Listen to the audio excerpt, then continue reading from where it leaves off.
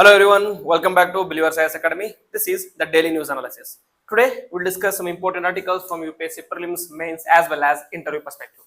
The first article for 1st September 2025. So the days are passing by like anything, like the days are going like a minute. So today it is already September. So the mains of 2025 UPSC is over. So now what you have to do is just relax, calm your mind, watch some movies, watch some series, talk to your family, take some time out, and then come back and get your shit together and start your preparation again. Okay, so for September 1st, 2025, the first article is the change in geopolitical trends. That is, the big news is the coming together of India and China. So there are so many articles which have covered India, China. So we'll discuss all of them together. India-China commitments at Tianjin, September 2025. What are the key outcomes? First is they focused on border peace first. One of the most important aspects of Indo-China relation was the skirmishes that were recurrently happening at the border of India and China. So they discussed that Modi underlined peace and tranquility on the line of actual control as prerequisite for bilateral ties. And both leaders reaffirmed commitment of a fair, reasonable and mutually acceptable solution of the boundary question.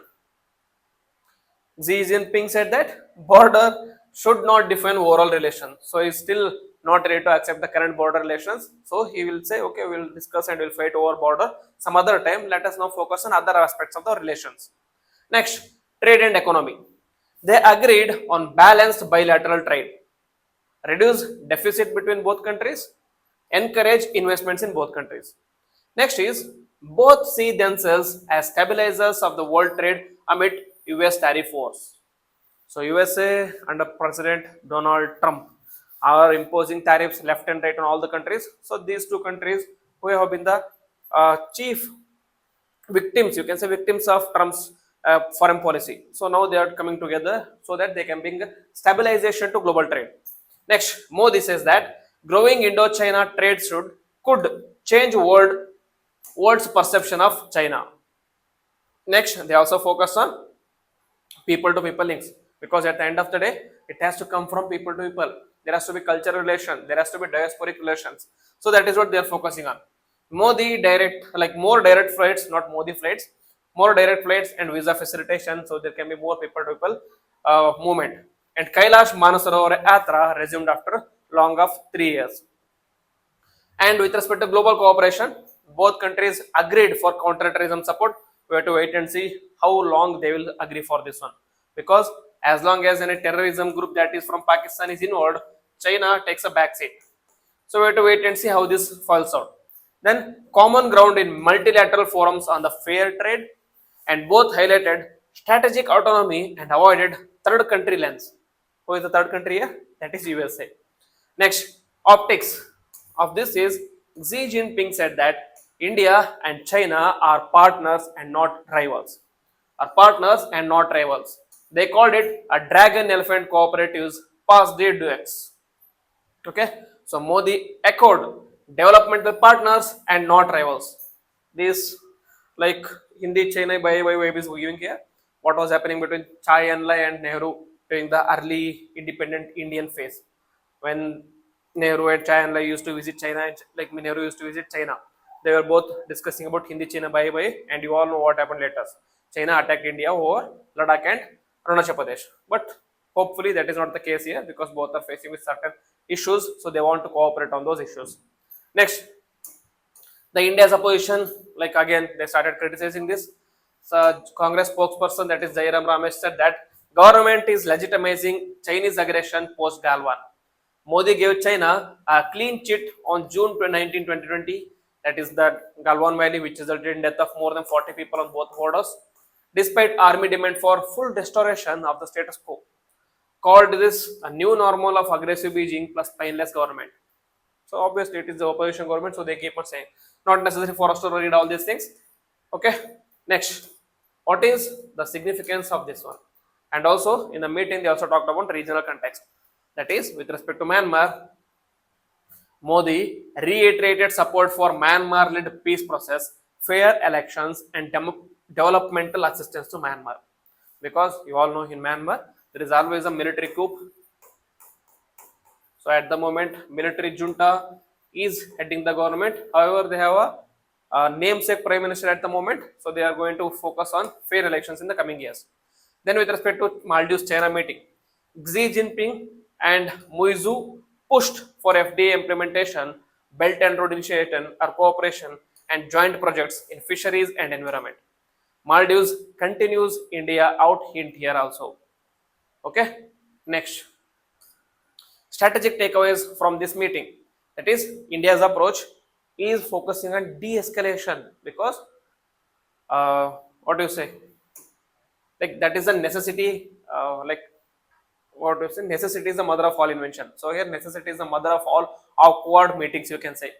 So and balancing, keeping trade and multilateral cooperation alive while shelving hard broad border issues for now.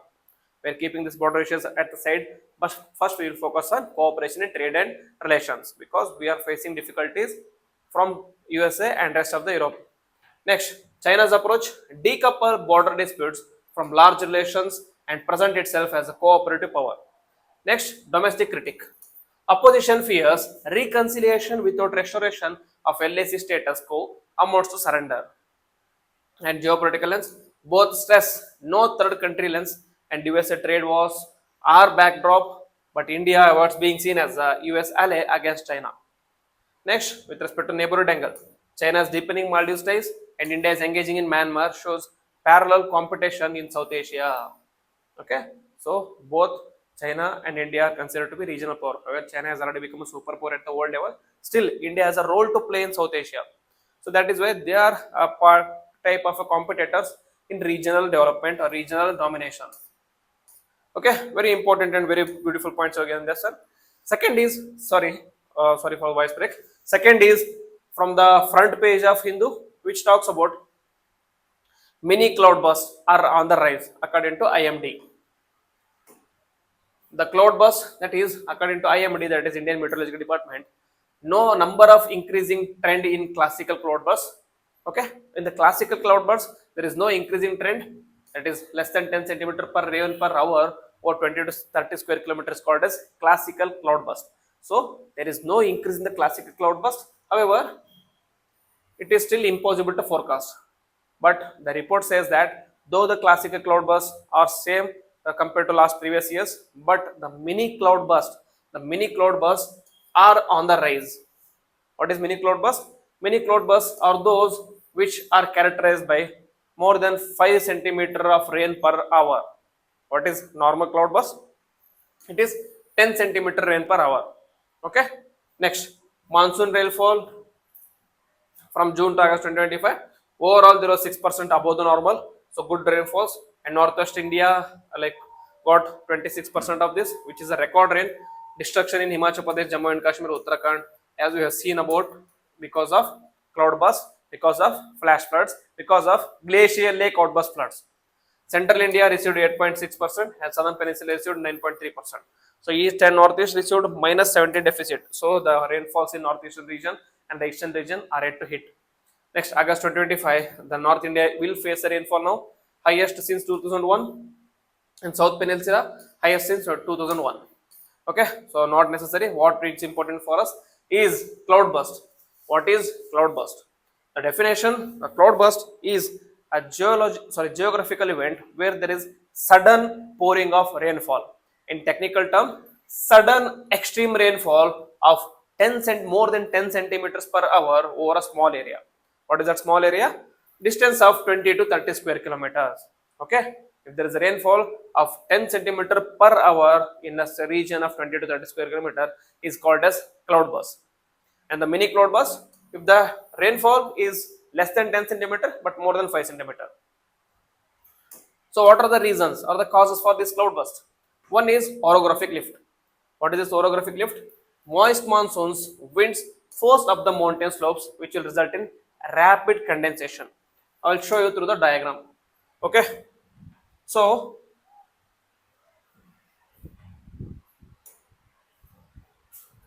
this is okay.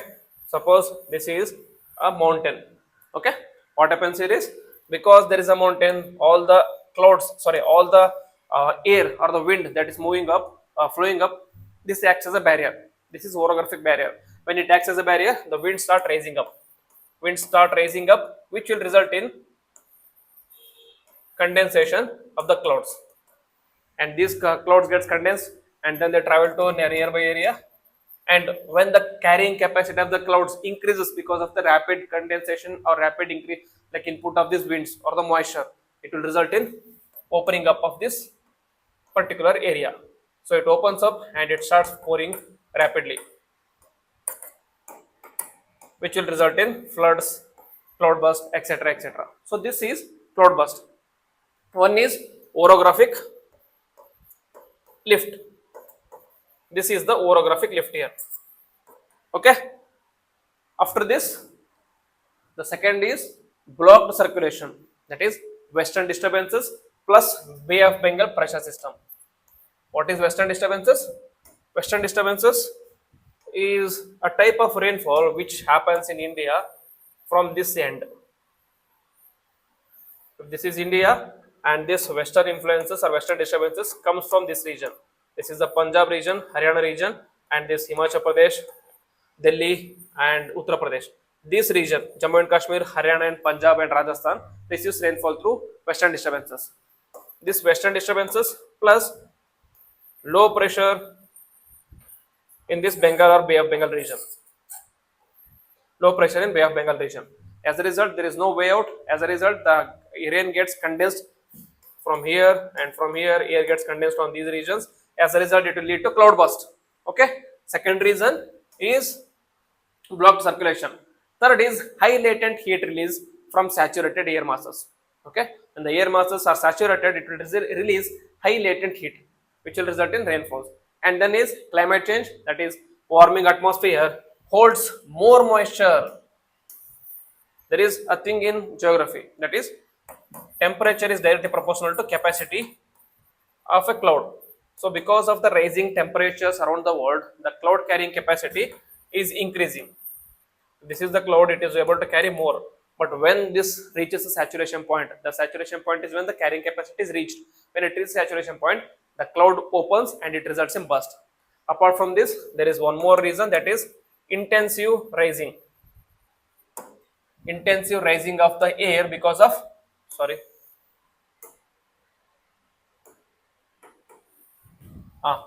intensive rising of air because of temperature. Okay, when there is a rapid temperature, it will result in intensive rising of air. Intensive rising of air. So this is the sun, you can say. Because of the rapid temperature of the sun, air from here rises up very rapidly.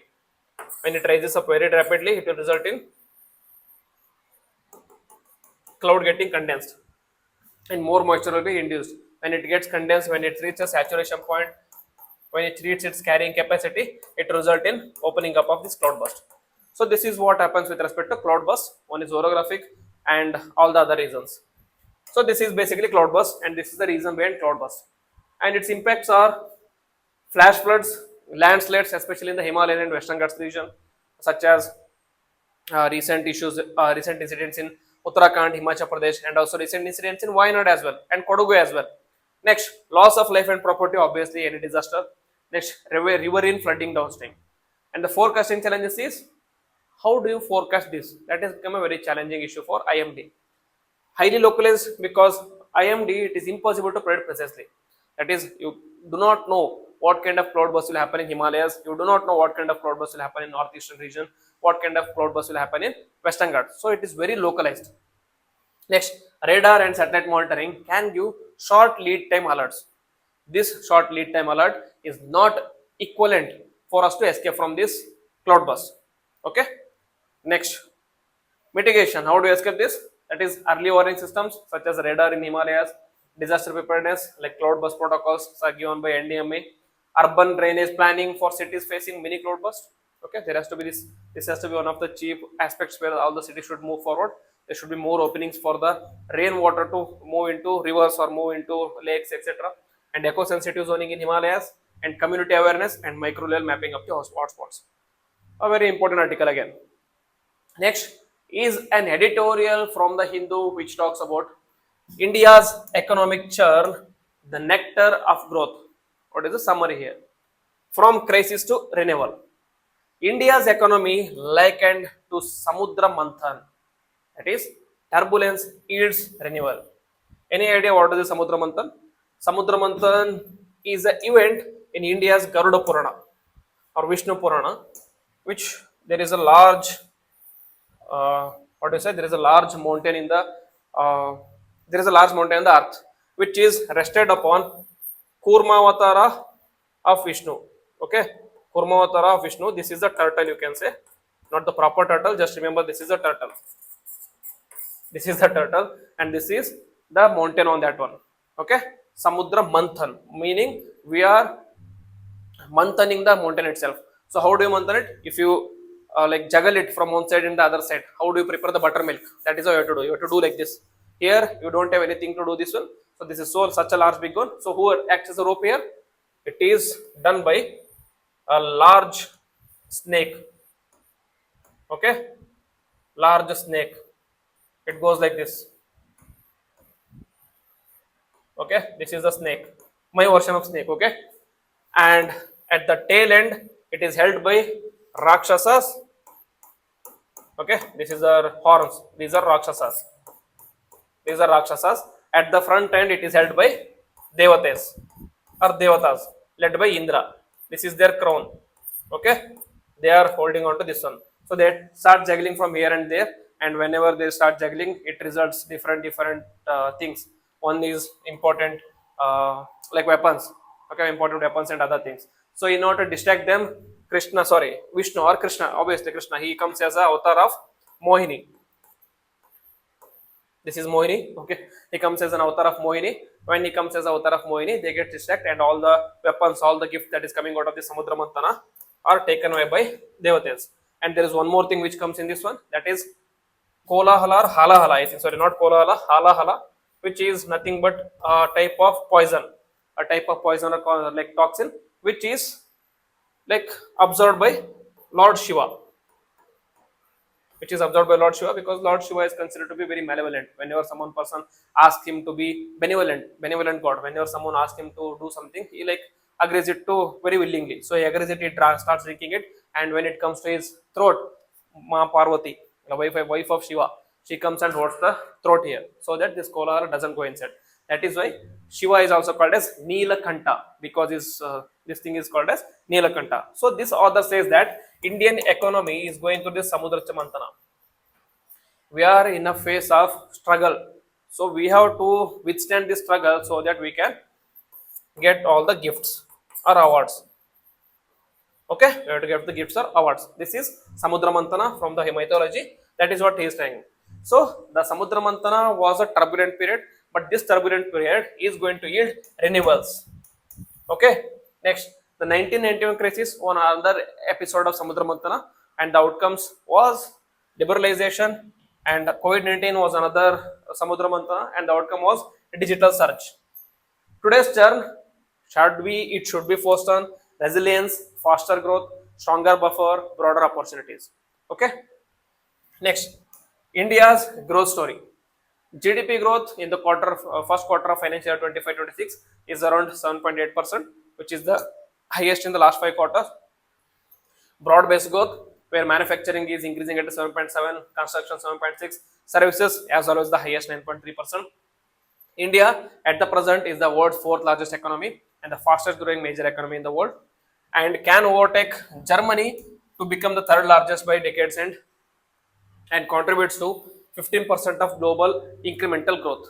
Target is to increase the 15% target to 20%. Next, the global recognition. That is S&P, which is a rating agency. The global rating upgrade says that first in 18 years, it showed that there is lowest borrowing cost in India. The borrowing cost is low, meaning there is more availability of money at the people. When there is a high availability of money at the people, it will result in more investment, it will result in more buying, more consumption, more production, everything. Next, counters dead economy narrative by Donald Trump. Okay. Next, inclusive development. 24.82 crore people out of multidimensional poverty. It is between 2013 to 2023. Success via basic service deliveries such as bank accounts, Ujjwalas, Mandan Yojana, Ayushman Bharat, Jal Jeevan, plus direct benefit transfers. India's democratic, federal, and digital model is a marathon and not a sprint. Though it was a sprint in the beginning, as soon as the COVID-19 hit, there was a surge in the digital financial digital model in India. However, it has to reach all the nooks and corners of India. It will take some time. Next, energy security and growth. India, because of its high energy need and because of the population and the growth, is the third largest energy consumer and fourth largest refiner and LNG importer. Refining capacity is around 5.2 million barrels per day, expanding it to 400 MTPA by 2030 is the target. Next, energy demand to be doubled by 2047, contributing 25% of the global demand. Exploration acreage has been doubled. That is, no-go areas reduced by 99%. Gas pricing reforms and open acreage licensing policies, that is OALP, which has resulted in increased investment. Next, energy transition. Russian oil not sanctioned under the price cap system. Though USA wanted to sanction Russia and sanction India, but India hasn't heeded to US's demands. India said that our energy security, our strategic autonomy is the paramount for us. Next, India complied with rules and used legal channels for this one. India is the fourth largest petroleum exporter long before Ukraine war itself. So the idea that Peter Navarro said that Ukraine war is India's war because India is buying money at a cheaper price and reselling it at a higher price. So making blood money out of this one. But that is not the case. India was doing that before the war itself. So it was doing it for its strategic autonomy and energy security, not to gain out of this war. Europe itself brought Indian refiner products and no profiteering and refining margins are stable at the moment. Okay, next, protecting citizens. Oil PSUs absorb 10-liter losses during the price spikes. Government cuts central and state taxes and export rules ensure domestic supply. Outcome is no fuel shortages and there is a stable retail prices. And industrial digital transformation. The PLS schemes are powering the semiconductors, electronics, defense and renewables. You can see how India is churning here. We have to wait and see the outcomes in the near years. Indian semiconductor mission is the four new projects have been approved here. And PM Modi's Japan visit, trusted tech supply chains, UPI leadership, that is startup ecosystem, driving exports and productivity, and digital rails plus hard infrastructure for formalization and investment cycle. Next is future trajectory. That is by 2038, India, the second largest economy in PPP, that is purchasing power parity, next only to China, and GDP to hit 34 trillion according to like just an estimate by 2038, but not sure when it will hit. Path depends on steady reforms, human capital, and clean energy. India's past revolutions like green, IT, and digital show that there is a capacity for renewal. There is an aptitude for rehaul. Okay. Next, scoreboard is the answer. The scoreboard in the sense statistics. Growth is rapid, democratic, and inclusive, which shows that India is churning out the goods out of the Samudra Manthan. Vikasit Bharat, deliverable, not aspiration. Okay, so very important again, beautiful article. So now India is going to Samudra Manthan phase. We are churning out the vulnerabilities. We have to wait and see for our rewards. Okay, next, Ukraine, a battle between America and Washington. Okay, so recently Peter Navarro, he called the war between Ukraine and like Russia as a India's war or Modi's war, but that is not the reality. Here then others says that the main argument for this is that it is not India's war, but it is instead an war between America and Washington. America and Washington. That is, the Ukraine war outcome is not shaped only by US Russia or US Europe diplomacy, but the decisive factor is an internal US contest. That is America, that is the people's mandate, and the Washington, that is the establishment or the government. So this is a tussle between these two members. Next, Trump's 2024 mandate. Campaign promise was end war on day one. Has he achieved this one? Not yet. Public opinion, that 66% of the Americans wanted a negotiated end even with the compromises, but that has not happened. Trend, 6 of last 8 US presidential winners supported less interventionist foreign policies. Next, position is accept regional hegemony of the powers such as USA, China and Russia, India, China and Russia, while USA focuses on its own hemisphere. Okay, that is the 24 mandate of Trump, but that has not been achieved yet. America first versus permanent Washington. Modi's, sorry, not Modi, Trump's manifesto was MAGA, that is Make America Great Again, or America First policy. America First or MAGA camp, that is, it is an interventionist represented by Trump, JD Vance, and Vivek Ramaswamy. He says that previously all the American presidents focused on intervening with other wars. Why should we lose our soldiers in intervening with the other wars? For example, Libya war, for example, Iran war, for example, Afghanistan. Why should we intervene this one? That is what Trump said during his campaign. Next, permanent Washington. That is coalition of neocons, commercial and ideological elites seeking continuous military action plus global US hegemony. This establishment has dominated UN foreign policy since John F. Kennedy. Though this is what Trump tried to do, but the establishment which is already there from the period of John F. Kennedy, that is more like this one, which is coalition of neocons, commercial and ideological elites. And what is their idea? USA is the biggest country in the world, so it has a responsibility. What is its so-called responsibility? That is military action and the global US hegemony. That is a singular polar world. Okay. Next, Trump's approach to Ukraine. What were the optics and the actual narratives? Publicly weakened Ukraine's defecation, that is rebuked Zelensky. They humiliated Zelensky in a press conference when he visited like USA. Normalized diplomacy with Russia. Alaska summit with Putin recently. And policy actions, brief halt to arms and intel to Kyiv, but continued funding Ukraine's defense. Escalations like secondary sanctions on India for Russian oil imports. This is like irony. They say that irony died a sad death here. I will explain why irony died a sad death here. Okay? They say that India is making a blood money out of this one. They say India is making blood money out of this, so they have imposed 50% tariffs on India. Why? Because India imports 32% of oil from Russia. Okay, 32% of oil from Russia.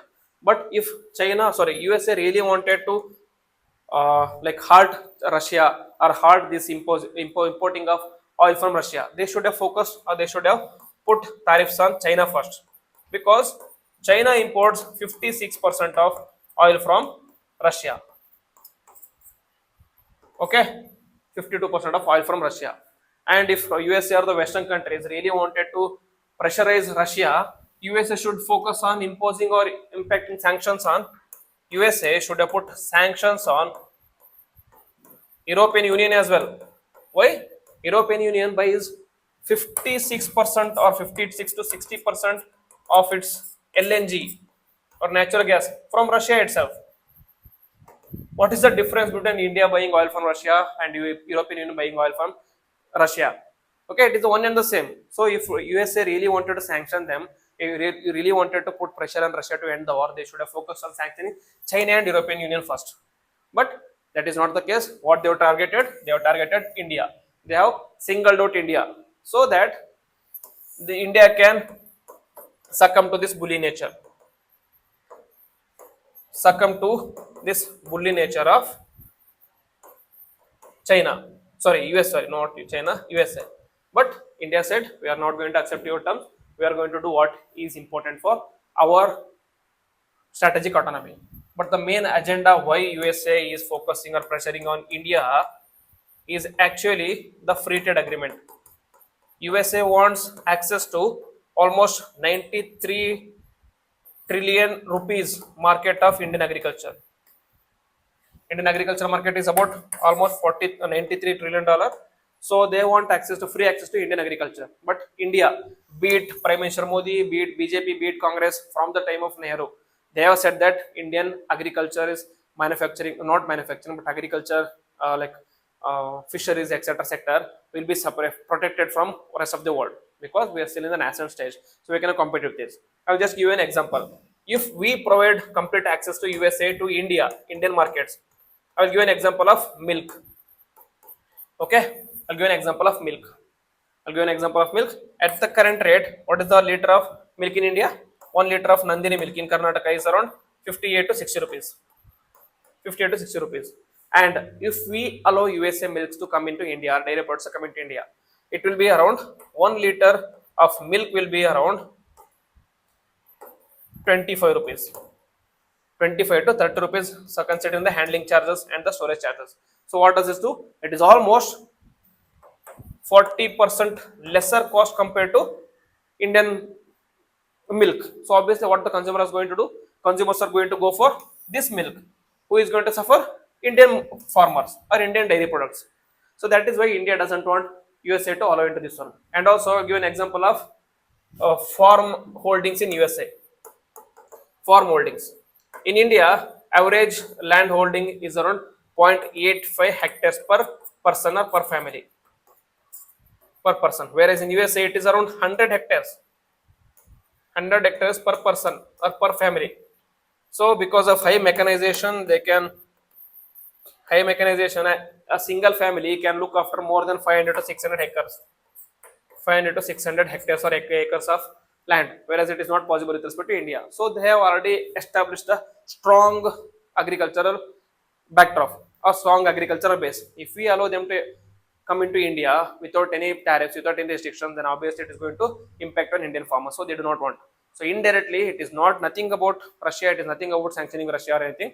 They want free access to India. India is not giving them, so they are going for these kind of ill measures.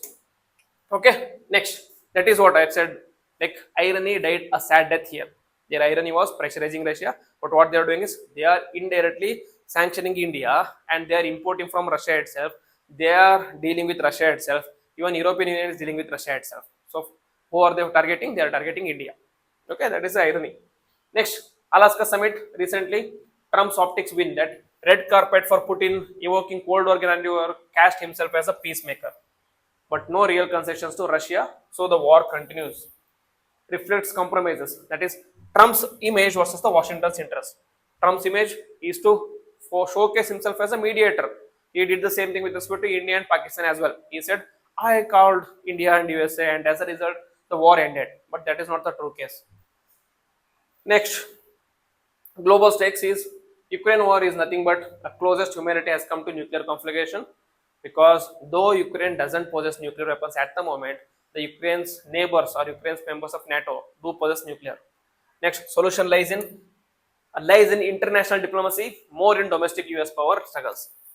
Future global contest will be India's rise, China's rivalry will also hinge on America versus Washington.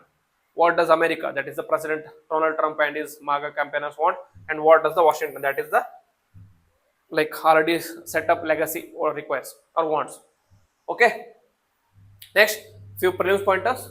So first prelims pointer is about Raman Magsaysay Award or NGO called as Educate Girls is an NGO which won Raman Magsaysay Award in 2025. Raman Magsaysay Award.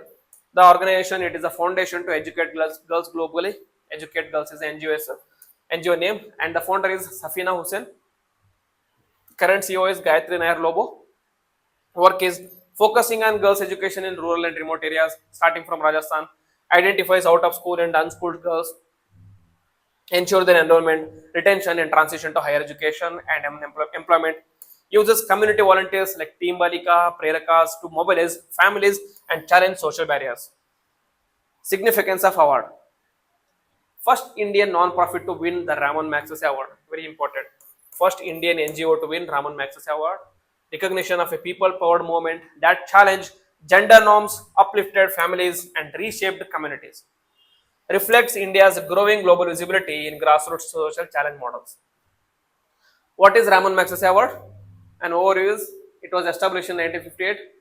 The named after Raman Magsaysay, who is a former president of Philippines. Very important. Most of the people don't know this. Raman Magsaysay is the former president of Philippines. Celebrated for integrity and services. Next, it is administered by Raman Magsaysay Award Foundation, which is present in Manila, often called as Asia's Nobel Prize.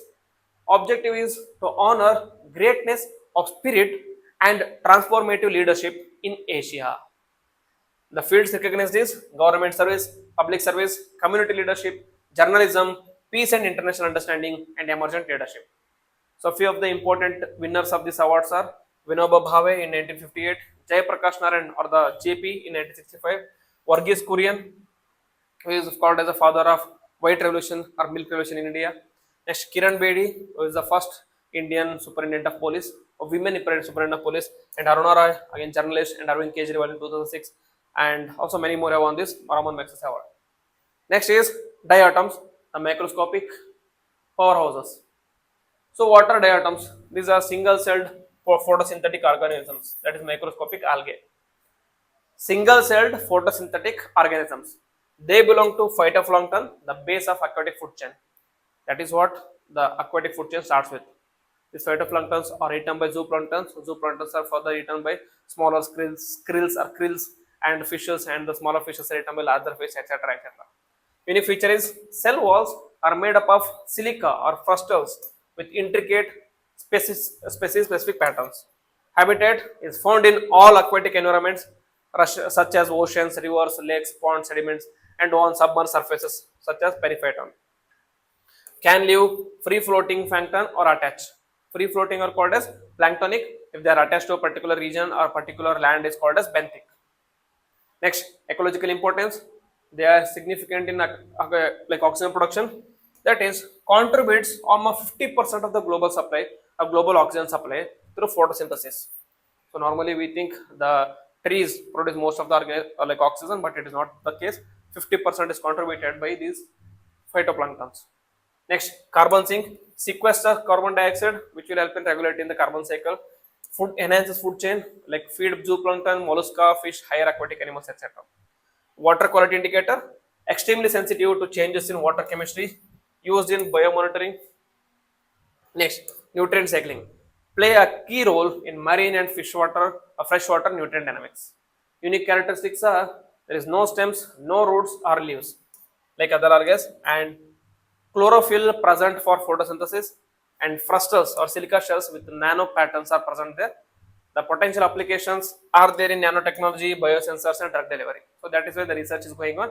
That is why this is in news. Current affairs is the new species of diatoms has been discovered. That is Climaconis heteropolaris. Okay, collaboration between Indian and international researcher resulted in the discovery of this new species.